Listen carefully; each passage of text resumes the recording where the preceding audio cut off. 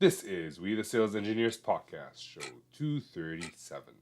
Welcome to We the SEs Podcast, the show for sales engineers by sales engineers with your host, Ramzi Majaba. What's up, SE Nation? Welcome back to another episode. I am your host, Ramzi Majaba, and I help aspiring engineers to become sales engineers and those who are already sales engineers to get better at it.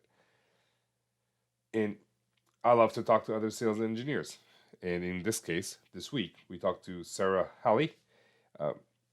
She's based out of Germany. And we talked through her story of how she went from SDR. I mean, that's the title of the show, right? SDR to Global SE Leader. We talk about a lot of different things, including the skills that SDRs need or SDRs have that could be transferable if she enjoyed that role.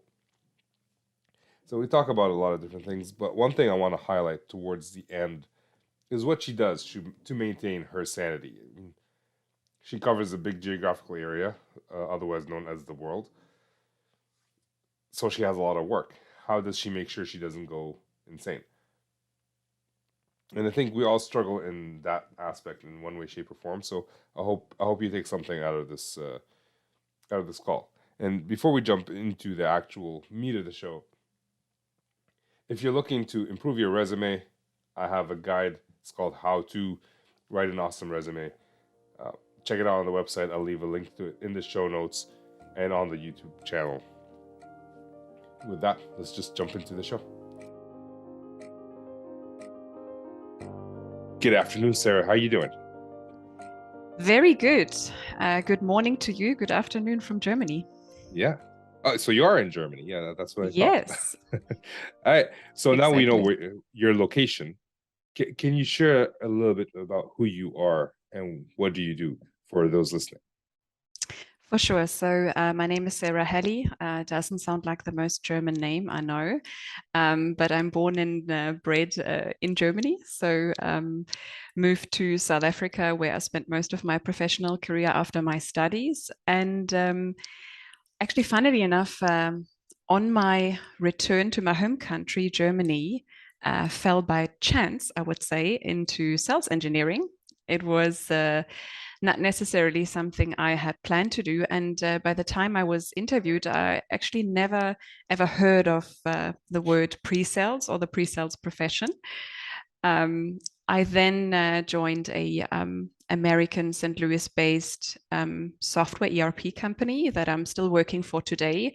About a bit over 4 years ago, I started as a pre-sales consultant here in the EMEA headquarters in Germany, and then kind of moved up the ranks in a classical kind of pre-sales style. So into like a senior pre-sales consultant, then a team lead of the EMEA region. And a few months ago, I transitioned into a global role so that I'm overseeing the sales engineering kind of function in APAC, the US, and here in EMEA.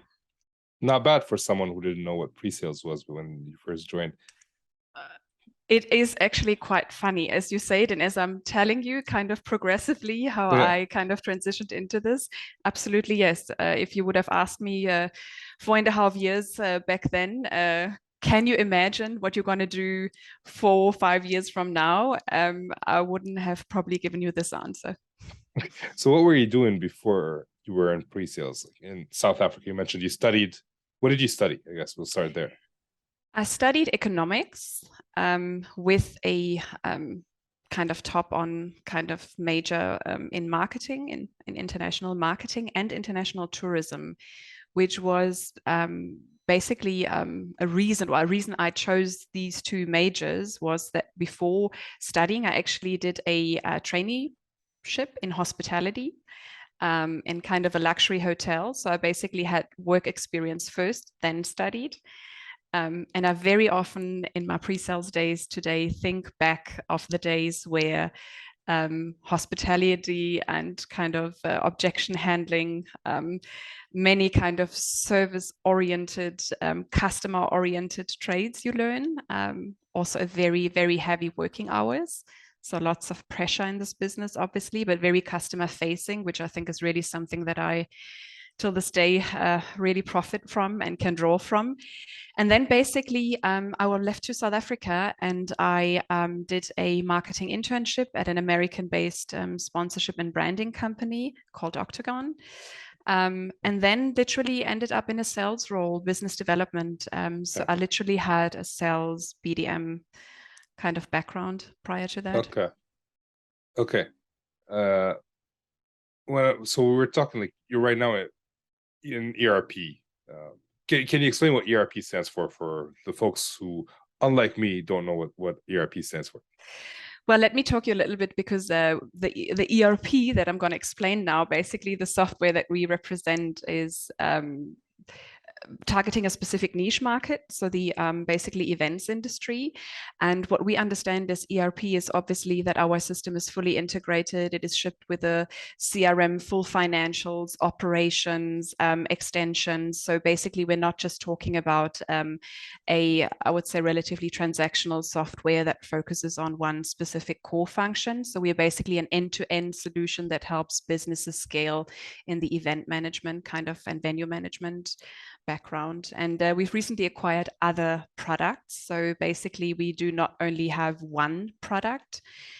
We basically are, and this is part of my new task, is obviously to develop the sales engineering function for newly acquired products that we have, and obviously cross and upskilling existing and new staff on the different product suites.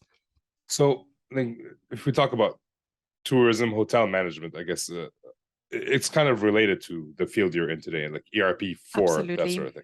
Okay. And because I was trying to figure out, like, did it have anything to do with what you did in the past? And did you apply for the job? Did someone approach you? How did you end up interviewing to begin with for this SE role? Very good question. And this is exactly the link. So basically, because I had a background in the industry and even my sales function that I was holding in South Africa was within this segment. So I was basically representing leading exhibition organizers and was a sales rep for them. This led me basically to and during my studies, I actually had exposure to the software that basically I represent today as part of my studies. So there's a link. And when this company literally found me and recruited me on LinkedIn, I immediately could put the connection together because I'm in that industry. I knew it was the market leader for providing software for that specific industry. I didn't know, however, what pre-sales really meant. And I was actively literally approached and recruited, so I didn't apply for the job. And in my first interview round, I was told what pre-sales really actually is. And I found it quite, exciting. And well, I just told you the story from there. Right. Yeah. I'm thinking about, like, you're in South Africa. I mean, you had to move to Germany, which is your home country. So that's not really, I wouldn't say it's a big move. It is a move, though. But sales engineering is kind of not unheard of. You learned about it in the interview process. What made you say yes to that role, given the risk of going from something you're good at as a BDR to sales engineering, which is, different set of skills potentially? What made you say yes to that role? Prior to returning to Germany, I did a few, I actually really put myself in front of a blank screen and said, what am I going to do moving back into my home country? Do I want to stay in sales? What am I really passionate about? What is something I've never done before and actually want to do? And I started to draw up like a skill set of what I believe I'm kind of good at, what I really enjoy doing. And I also did a few coachings and personality tests fundamentally. And it was quite funny because some of the recruiters actually said to me, if I would see your profile, I would almost say you lean towards like an engineering profession. So you have a very high competency in analyzing problems, finding solutions, communicating complex constructs and unraveling and breaking them into something understandable to a non-technical audience.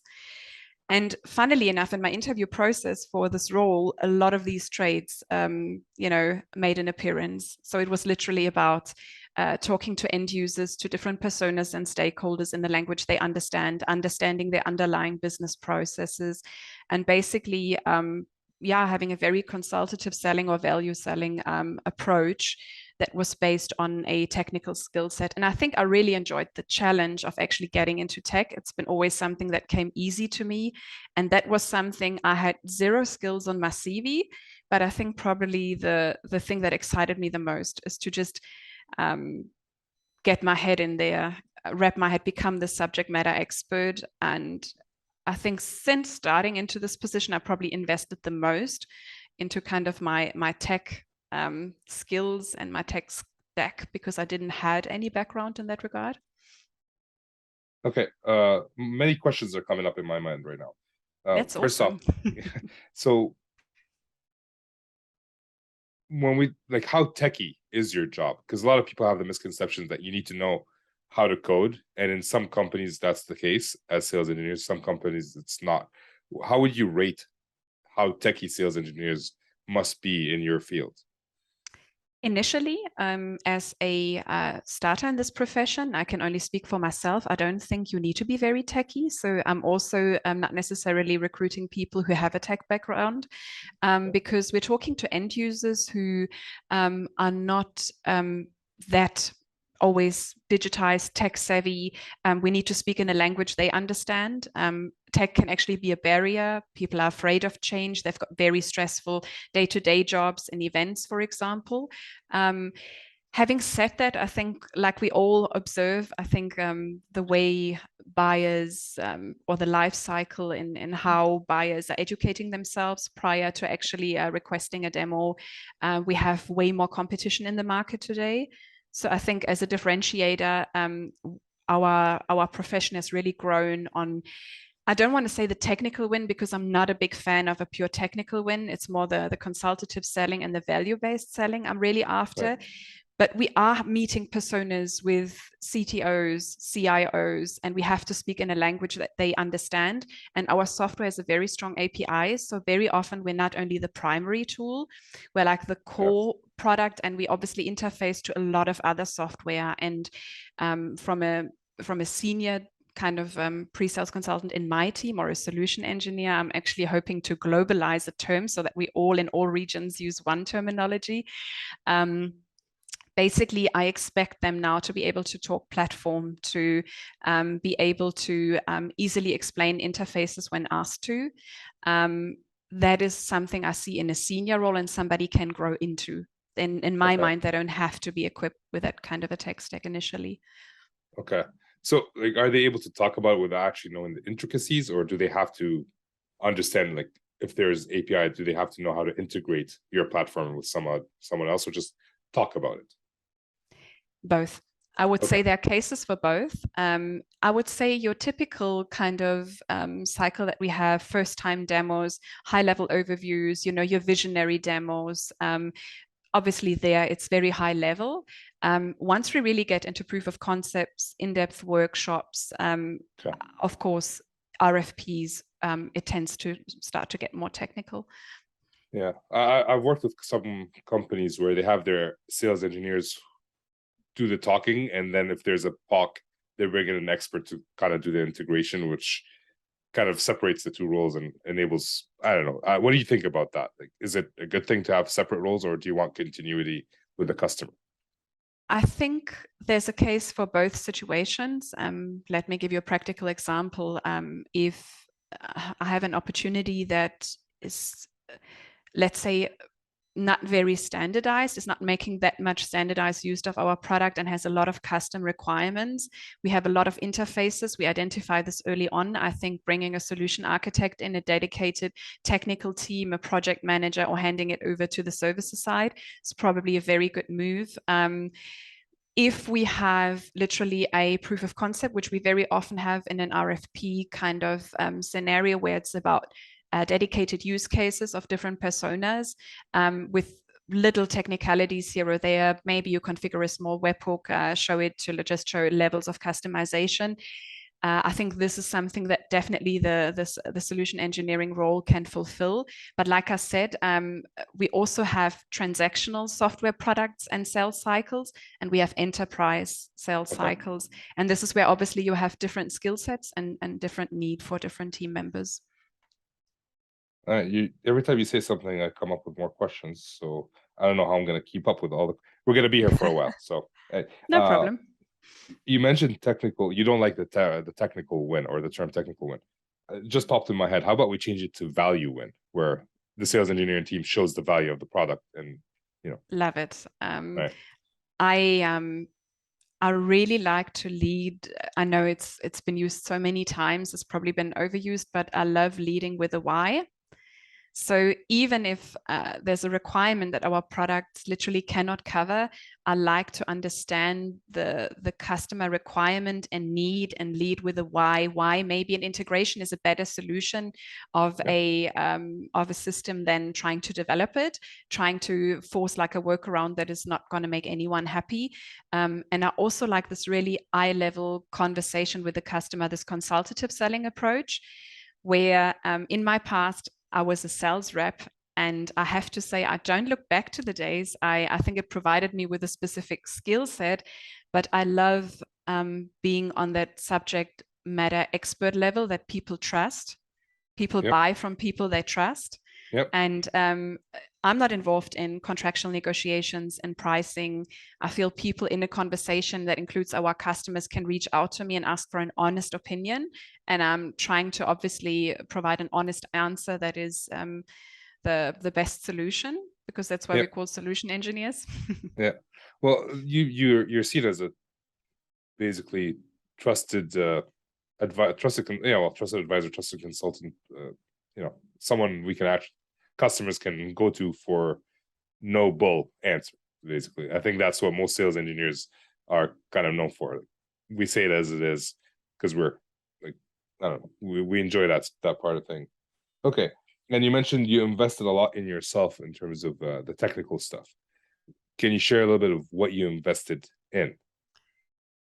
Look, I basically I thought I started with very little. Having said that, once I started like mapping out what skills do I actually have, I realized that in my past, even being a sales rep, we had like a custom built CRM tool, like a really heavy SQL database that was quite slow, to be honest. And at the same time, it could do magical things because it was completely, customized. And I almost took like private ownership of this whole database. I love to run kind of reports of it, and I love to really just get my head around it. I actually was, for example, a Salesforce user as an actual user. I did some trainings there. I joined different trailhead communities. I've upskilled myself. We have native integrations to other software. So obviously MailChimp, DocuSign. I like to look outside of my own product bubble. I very often actually like to also talk to peers who work at these software companies. Talk to them, what's new in your tech stack.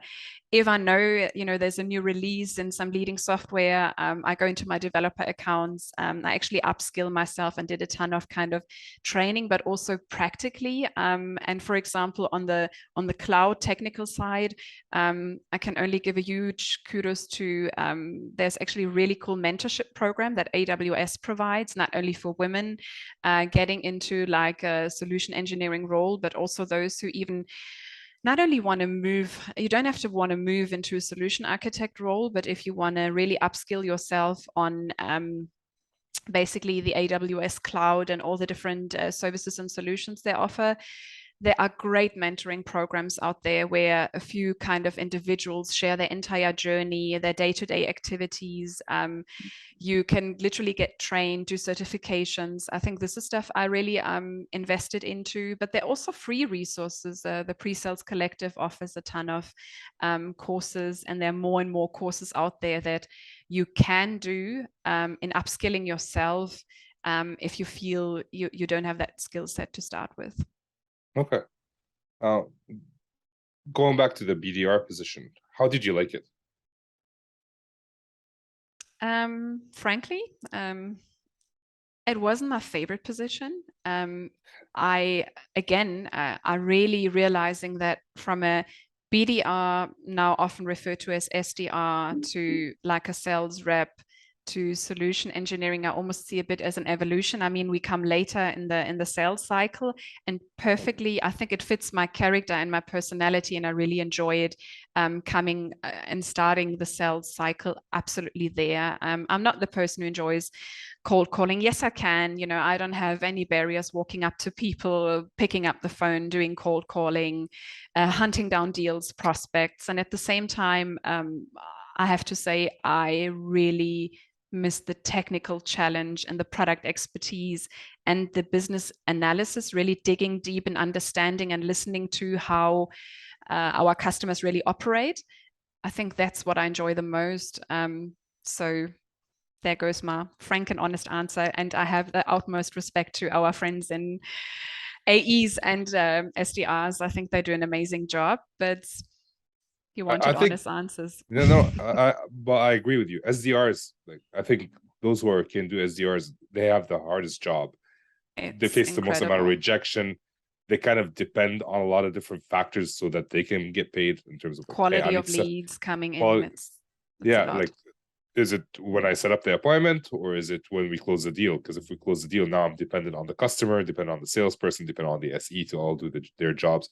And also it's basically just doing calls all day long, whether it's email or phone calls. And a lot of people come and ask me like, hey, I'm looking to get into sales engineering. Should I go into BDR first? I'm like, it's a different skill set. I mean, yes, you won't need it as much as a sales engineer. I mean, it's good to have the ability to be able to walk up to anybody and talk, but you might hate it. And you might not get into sales or sales engineer because like, oh, I hate sales in general. So what are your thoughts around that? Would you recommend people do that job if their end goal is to be a sales engineer? To be honest, it's a difficult one. I think you learn a lot of people skills doing SDI and cold calling. I think you probably grow quite a resilience in exactly what you said, rejection handling. Objection handling is something we very often have to do, how to kickstart a conversation, how to moderate one, how to catch people's interest, how to keep them engaged. I think that is a very valuable skill set. And at the same time, I really like, I know this is going to sound a bit awkward now, but not so much great talkers, but good listeners in our profession. I like even the person who's quiet, but asks the right questions at the right time that show me that they're really following a customer process, that they can dig deep and actually make the customer unveil the pain point and then really use this knowledge as part of the discovery process and the demonstration process in answering some of those open questions.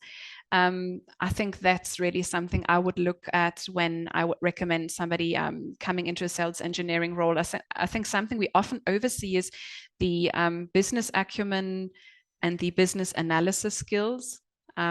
Being able to talk business and understand processes in depth, and if there's a roadblock to resolve it by asking deeper questions. Right. Okay, a couple questions that came up right now. Would being an SDR, would that help you with that deep? I don't know. Would it help you with the deep questioning part? Because I find them a little bit more shallow because they don't have the full knowledge of the product behind them. I agree with you on that one. I think it's for us, I think it's as organizations, it's incredibly important to onboard SDRs in a way that they're comfortable talking the product on a very high level, that they have very sharp discovery skills in going through a lead qualification process and really understanding if this lead is worth bringing it to a demo stage. I think that's also part of our responsibility as a joint sales revenue organization to make sure that this happens. But to be honest, I don't think it is a skill set I would have on my top rank before becoming a sales engineer. And so can people bypass becoming an SDR and go straight into sales engineering?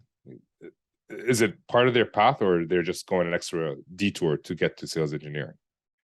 Well, look at me. I kind of fell into this profession, so I would not rule it out. If somebody is talented and really wants to get into this field, and they come with various backgrounds, why not?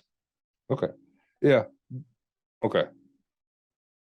All right. That makes sense. Then now the question comes up, like, you made it. Were you the only BDR in the industry in Germany or South Africa? Like, my point is, why did they reach out to you specifically?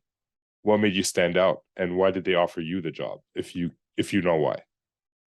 I do think I know why. I think one is that my profile probably checked a few boxes. I think when searching, A was the industry. Probably the second probably is that our company is incredibly international. So run out of the US, but with a great presence in EMEA and in AP. I think what we often underestimate is you need someone who can speak business internally to a lot of US stakeholders, also language wise, but still understands some of the specialities about the EMEA market. You know, it's not an easy market for sales engineering because we have different languages. We have completely different markets in one little geographical zone that have very strict different requirements. So I think probably the intercultural, international language component, strong communicator, presentation skills, maybe that's something. Again, I think the university I went to, I figured out later that quite a few individuals at this company have attended this university, and actually through those university touch points got to know about our software, which is why, again, as a technology provider, going into universities and being one of the providers who share their knowledge for the industry is probably a good source of talent recruitment at some point. Right. Okay. And you mentioned cultures in Europe. Like, I can see different. Like, Italy is very different than Germany, or like, in Very. terms. It's a different So, world. is there a specific culture that is more challenging than others in Europe, or even the Middle East? Because I'm Middle Eastern, and I know people, like, it's hard to sell into the Middle East unless you take everybody out to tea afterwards and all that stuff. It is. I think the Middle East, you picked it out yourself, I think is one area we have a very large customer base in the Middle East. So I find some of my most challenging discussions in the Middle East. At the same time, some of the most professionally held, really streamlined, well orchestrated kind of customers I had the pleasure engaging with. Um, it's a very diverse market once again. We encounter a lot of expats again from different parts of the world who operate there. So even the Middle East in itself, our specialists in our company will tell you there's not such thing as the Middle East. There are different countries within the Middle East. And same here, the Nordics or the UK are from in my opinion, technological advancement always a little bit ahead of the curve. Whereas like the DACH region, for example, tends to be a bit slow when picking up digitization. There are certain GDPR regulations that are sometimes forming bigger roadblocks than maybe sometimes they have to be. So yeah. Okay. Very, very different. It's very interesting because in like I'm based in Canada, and there's the Canadian culture, but also my customers, they could be from China, from India, from Philippines, they could be from France, they could be from Asia, Quebec. Yeah. very different. So yeah, and a lot of them, the best ones are Lebanese, because as soon as I start talking to them, oh, you Lebanese? It's like, yes, I am, and we hit it off. So I know it's a common ground. I mean, if I demonstrate now being in Germany to one of our South African customers, of course, there is the whole emotional connection of having lived there. I'm married to a South African, so obviously we're a very German African household. I mean, of course, your eyes lit up, and I think you have that very special connection. But you even mentioned Canada. Our French office in Lyon services from an implementation. We do our product demonstrations, everything in French to French-speaking parts of Canada. So EMEA is servicing that region. And the funny. reason is because and there's this famous quote about Nelson Mandela, actually, that if you talk to someone in their language, you talk to their heart more than anything ever can. And I've done demonstrations in trying to do my best German African English that I have on offer. And it's just not the same, as if I would present the same in French. It's just a fact. Well, I know, because when I'm demoing and there's a bunch of Lebanese people or Arabs in general in their room, and I just let loose a few Arabic words here and there. And like, I'm still professional, still talking, but just whenever we have a conversation, I start speaking in Arabic, and it builds immediate trust just being from the same country. Now in the Middle East, like, oh, you're Lebanese, maybe you're, we don't trust you, we trust you. It depends on the person. So, but it's always easier to connect with someone, and it's an unfair advantage that we should take advantage of, I think, at least. 100%. And there's another thing that I noticed that it in the tech world, and it's obviously something that's quite important, is when a company is headquartered in the US, which many tech companies are, a lot of the global leadership structure and strategy is very US driven. And then regional kind of teams are obviously very European centric, very DACH centric, very regional.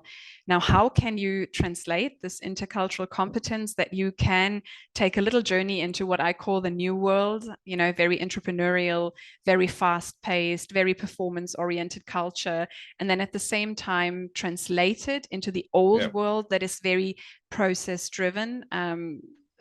Sometimes it sounds negative, but very checkbox oriented, sometimes very risk averse.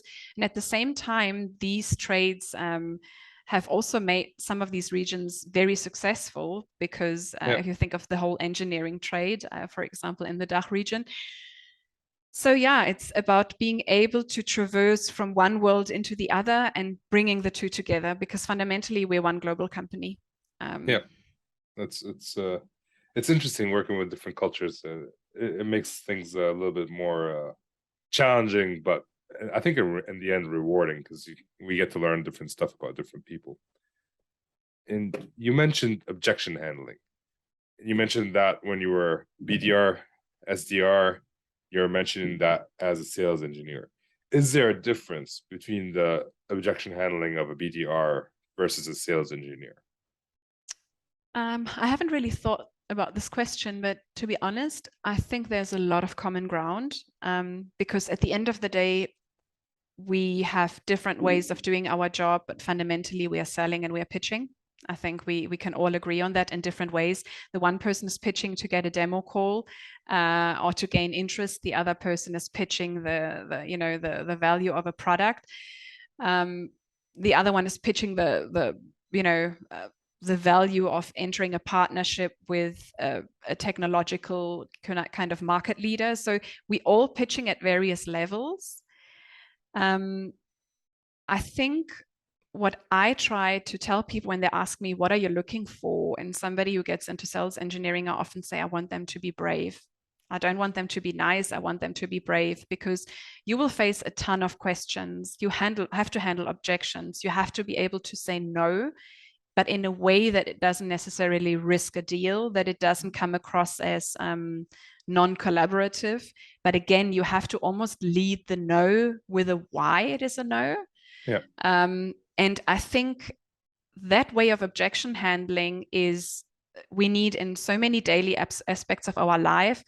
Sitting in the driver's seat without, and still being humble, not being arrogant, giving the customer a ton of room, setting ourselves back to give the customer more room and opening up to us, and at the same time steering a conversation into a certain direction where we want it.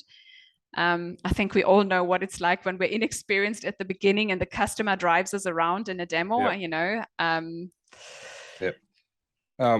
So I have this perception, and I want you to challenge me on that if I'm off. But I think, and I haven't been a BDR, which is why it's perception. Objection handling for sales engineers is much easier than objection handling as a BDR for, let's say, one or two reasons. The first one is a BDR is usually calling into a customer and asking for, meetings, whereas a sales engineer has been invited to a meeting, which changes the dynamic. And also, BDR sales is a dirty word, so there's that perception of you're trying to take my money versus a sales engineer who's more consultative. What are your thoughts around that? I think you're 100% spot on, and that probably is really why I think we should kind of make a round of applause and really highlight those people who do this job on a daily to-day basis, who I don't know how many calls end up in a no or lead absolutely nowhere, and to have that grid to have like 10 no's and to get back behind the phone and make another 10 calls, because you know at the end of the day a big deal could be awaiting behind those calls, is probably what we should applaud, because we are way more settled. We are come in, and I would almost say we established an AE-SE relationship where I even expect an AE to almost put literally a stage and settle an expectation before we come on board. We are introduced as subject matter experts. We're there to support a customer, finding the right solutions and guiding them through the conversation and through the software purchase, if you think about it. Whereas initially at the beginning of the sales cycle, we have to pitch so hard and to so many different stakeholders to even get in. And we probably receive a ton of no's and a ton of leads and absolutely nowhere. Yeah, it's SDR is a hard job. We can say that. Kudos to everyone out there. So you didn't know what sales engineering was going back to the beginning. Now you've been doing it for a long time and you've moved up, which I want to talk about that in a second. But is there something that surprised you about the role you weren't expecting was a good thing, or it's just, it's normal? I guess everything that you saw is normal. I mean, to come back to your point, I think 4 years is not a long time. I'm sometimes almost surprised. People tend to say you've been doing this for a long time now. I think actually I'm still very curious about, to be perfectly honest, of what more this role actually has to hold, because I'm not doing it. I'm not out there doing this 10, 15 years, which is a great thing. Well, I mean, there's so many aspects that I absolutely love about the job. I feel that, and I mean, many people will have said this, and this will have been repeated many, many times. There's no day like another. Every customer that I deal with has slightly different processes. Like I mentioned, is in a different market, sometimes even a different sub-industry segment. Now we're at the layer of different products. So we probably have to do a lot of, and get our heads around a lot of thinking of how to pitch the right product to the right customer, because there are certain functionalities in each product of our family that service probably a specific market segment that it's most suited to. So this is going to be a nice kind of challenge and a pairing game. I absolutely even love, I know most people won't say this, but we do RFPs, and I've got a hate-love relationship with RFPs. I hate them and I criticize every time we get one. I'm the first to say, is it worth the investment and the opportunity cost of putting so many people on this freaking RFP? And at the same time, there's nothing more rewarding than being ultra transparent, and an RFP establishes also a relationship with the customer that tends to connect you over quite a period of time. And it comes with usually very, very tailored use cases, which I absolutely enjoy. I like to see when it makes that switch and that click in a customer and they can see themselves working in your software. That's nice. And sometimes it has to start with an ugly RFP to get there. But I thought you were going to ask me about the things I don't like about sales engineering. It's what don't you like about sales engineering? I It's just came not up a with that lot. question. I don't know. Nice. Something came over me. So Good what don't catch. you like about sales engineering? It's not a lot of stuff. Like I said, I really love what I do. I find enforcing barriers where our profession starts and ends, because we have so many touch points. I constantly, and I think it's a struggle each one of us have, when do we hand over? Where do we start? Like, ideally, yes, we should be part of the first initial discovery. Actually, we should be calling the customer to get the ultimate picture. Then we should literally break it down. We should do all the product demonstrations. We should all the kind of have customer Q&As. We should probably even be involved in after sales to, have that complete customer success life cycle. But that's not practical. So sometimes I think I call it the speed dating, flirty nature of our job to get into a deal, do a demonstration or two, get out, be onto the next customer is sometimes not ideal. And also probably not being your own boss when it comes to your time and calendar management. We are so dependent on demand that is generated around us. and shifts in the organigram. So we constantly have to respond to demands. We have one market that's picking up. We've got one market that slows down. Maybe we have some changes in the organigram. Now the AE/SE ratio tends to not be that healthy. I've got weeks where I've got cancellations where you think the universe is really coming in, and you've got all of these meetings falling out of your calendar, and the next week you actually don't know how to handle the workload. Yeah.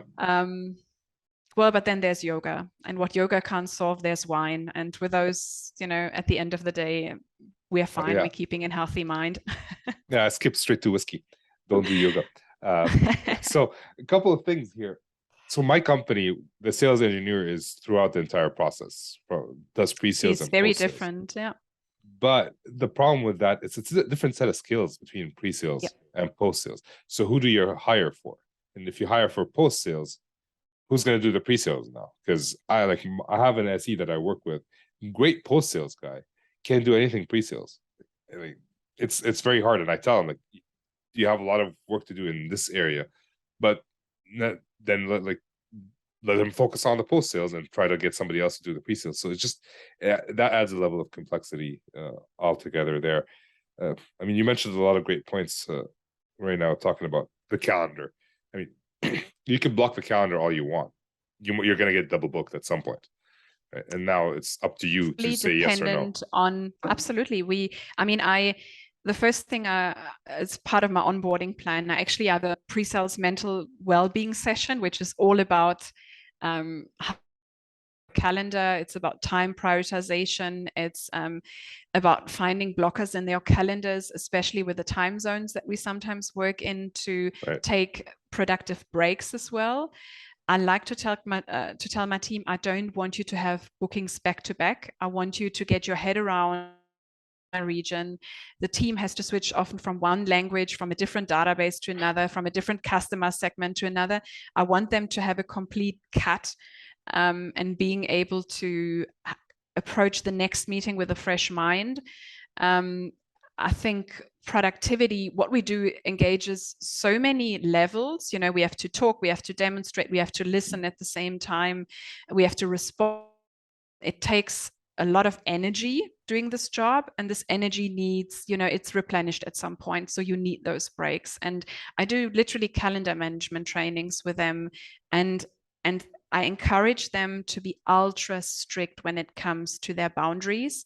So if somebody just keeps overbooking you, no, stand your ground. You have my absolute backing from a leadership level that you do not have to do this double booking call. Honestly, that's why I'm quite firm on. What are some of the common mistakes you see in terms of managing someone's calendar?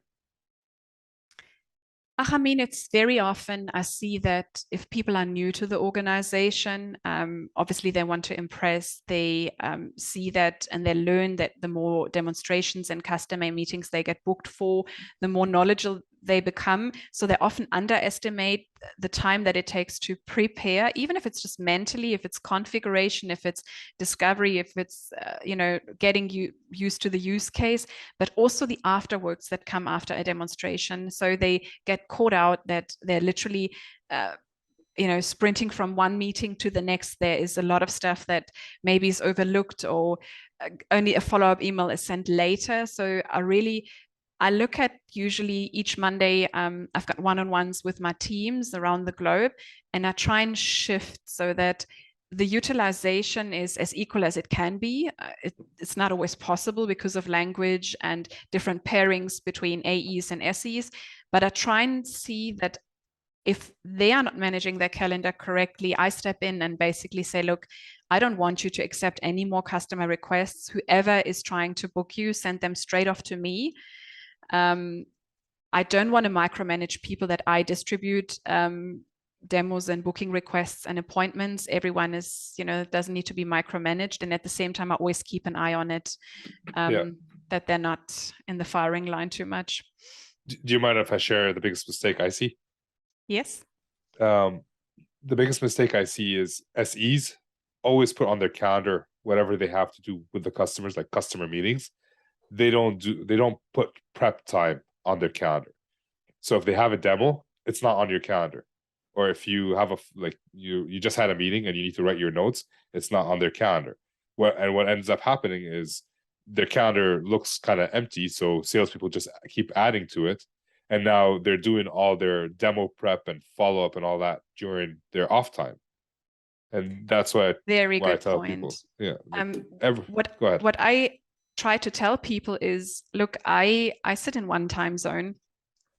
My team is literally sitting at the moment in Melbourne, Brisbane, Las Vegas, Knoxville, St. Louis, Lyon, and Karlsruhe. And I sit close to Frankfurt. So you can imagine we literally are a connected international remote team.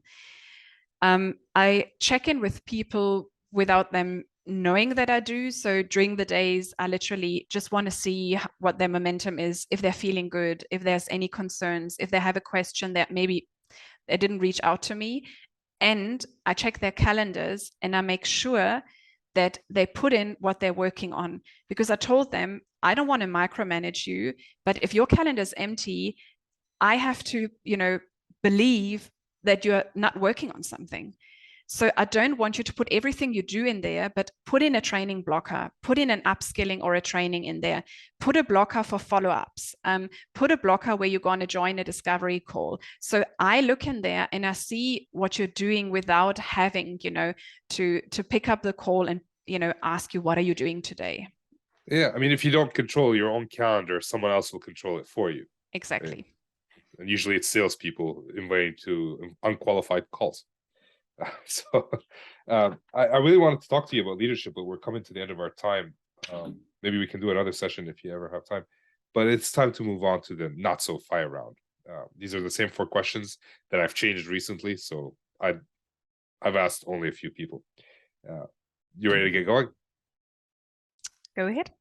All right. So what do you think is your superpower? Ooh, unraveling complexity. Nice. How did you obtain that superpower then? Like, that's not part of the questions, but I'm curious how you got it. I think I read a lot and I try and liaise with people with very different skill sets. So to give you an example, I will spend now a day in my free time dedicating it to the planet, and I'm gonna basically be working in a team with a doctor in chemistry and a super engineer in robotics, and we all come from different, somebody with a financial M&A banking background, and I think we all do something completely different. But to work on a joint project, learning different perspectives, exchanging with peers, learning how other people in my position solve problems, I think starts to create a pattern in my head that helps me to untangle some of the issues that are basically look complex, but if you break them apart, they're actually single matters. And if you look at them independently, you can resolve each one of them. Yeah, it's like the saying, how do you eat an elephant?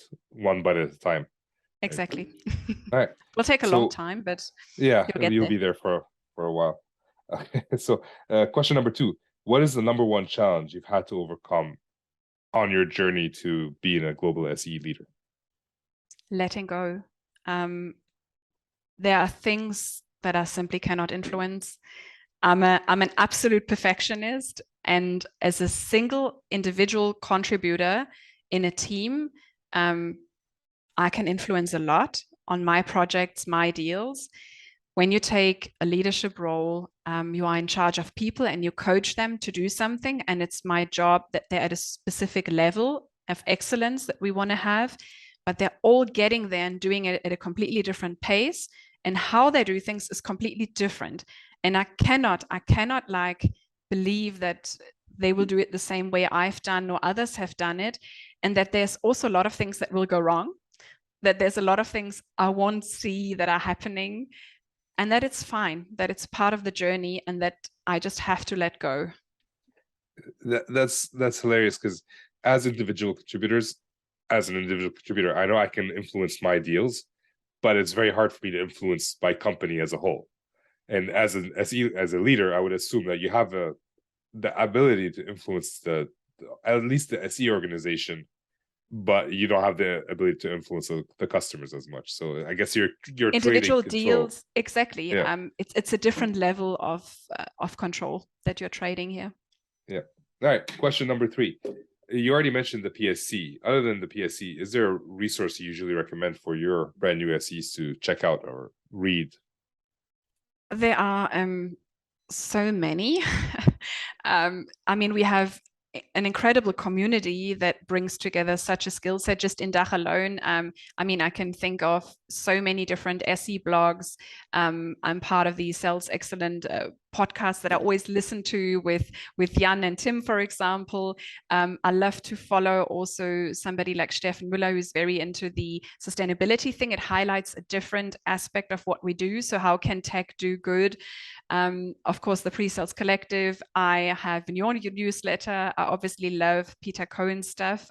Every single newsletter that ever lands, in my inbox, I read. And I've just last Friday, his book about discovery arrived. So I can't wait to obviously get in there and read this. But I also like to do something that's not just in the pre-sales engineering sphere. I really love to follow the Future Institute and Amy Webb, because I think it's the trends that we're going to be dealing with in 5-6 years time, be it tech, be it society. So to look above, outside of just our sales engineering and tech bubble.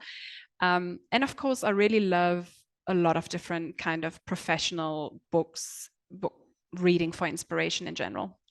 Nice. I find the books that helped me the most in sales engineering were not sales related. Yes. They're more like personal habits, like Atomic Habits. That's one book that's really effective. I can recommend you one that I'm reading right now. It's called The Power of Regret. Okay.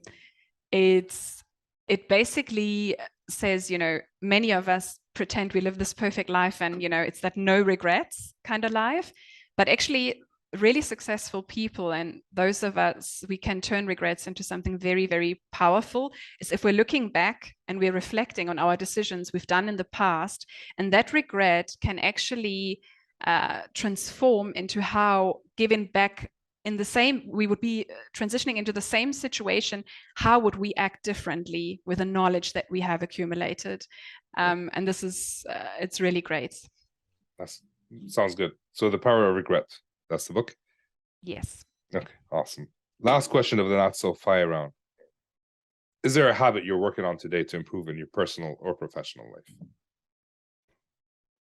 I guess there are many, but one thing that helped me tremendously during the COVID phase is I did mention that I really love yoga, and I used to do it twice a week. And with sales engineering, we know we're traveling, we're off to customer sites. There's always that moment where you're going to say, there's another customer call to chase, another meeting, another email to respond to. And during the COVID time, when we were locked indoors, I started to do yoga every single day. And sometimes just a small session or something, but I actually started putting it into my calendar, and we set calendar management, and even people in my organization know if there's a yoga blocker, they simply can't get hold of me. And it gave me that power and that freedom of not being available, to completely switching off, doing something for yourself that is body strength, mind strength, that letting go part is a huge part of it. And literally saying, this is my time that purely belongs to me. And I started doing that, and it's a habit that I realized makes me more resilient tackling with my day-to-day job. Nice. I like that. Many of us develop like the bad habits sometimes over COVID, so I'm glad you developed a good one. All right, last question of the day, Sarah. If people want to connect with you, where can they do that? You can find me on LinkedIn. You can find me obviously via the Pre-Sales Collective and the Slack community, also especially in the channel WISE, so Women in Sales Engineering. So if you feel you are not only a woman, so this goes also out to any gentlemen out there, but if you feel you want to find out what this profession is about, or you just have experienced a layoff in the current tech crunch, you need 20 minutes of just speaking to somebody and finding out that if this profession is for you, just send me a message. I'll try and come back to you within reasonable time and set up a direct call. As long as it's not during yoga time. Thank you, Sarah. I'm not available during that time. Awesome. Thank you, Sarah. I appreciate your time. Thank you so much for having me. It was lovely. Thanks. My pleasure. So that brings us to the end of the show. Thank you for listening. Thank you, Sarah, for coming on.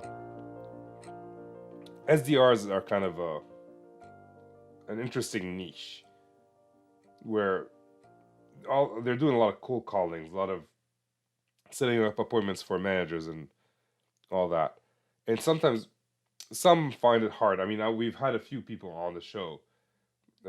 Supriya Yermeli, I think I'm saying her last name wrong, but she was on the show a while back. I'll leave a link to that in the show notes as well.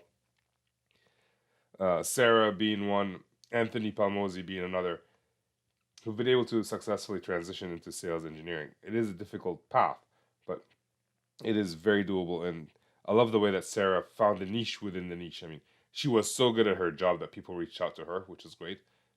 But also, she was in hospitality, and now the ERP, the software that she's selling, is into hospitality. She had to work on the technology, but not before that she got the job. So a lot of people ask me, like, is SDR a good position to move into sales engineering? If you're already in SDR, yes, you could do that. Is it easy? No transition is easy. You could be an engineer who is very techy, and you'll find it very hard, or she'll find it very hard to transition. So there is no easy transition. But also, she targeted the right niche, and she learned the technology after. I think that's what I was trying to get to, but I think I lost my trail of thoughts. Anyways, I hope you enjoyed the show. If you did, make sure you review, subscribe, like, share, all that stuff. And with that, I'm signing off.